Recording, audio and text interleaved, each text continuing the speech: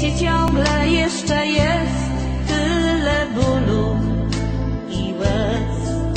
Na świecie ciągle jeszcze trwa nienawiść i człowiek człowiekowi wilkiem zamiast bratem być. I człowiek sam skazuje się, aby w piekle tym żyć.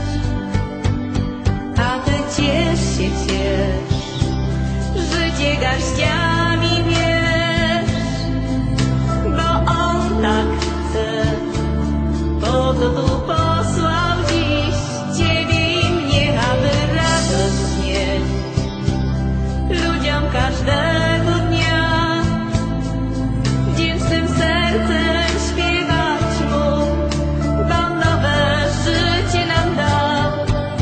W wątpieniu i rozpaczy swej odnalazłam nadzieję, że można z piekła wyrwać się, zmieniać świat, życie swe. Te szare, smutne i złe dni już odeszły, nie ma ich, bo wokół siebie ludzi mam, dzięki nim ja kocham i trwam.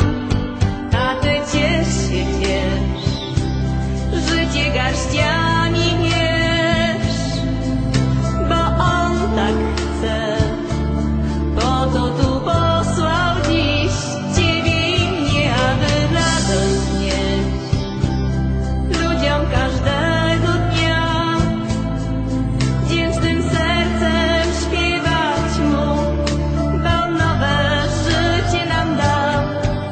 W braterskim kręgu jeszcze raz połączmy swe dłonie, niech miłość opromieni nas i nadzieja i wiara, że lepszy dziś tworzymy świat wolności i pokoju, wyzwania.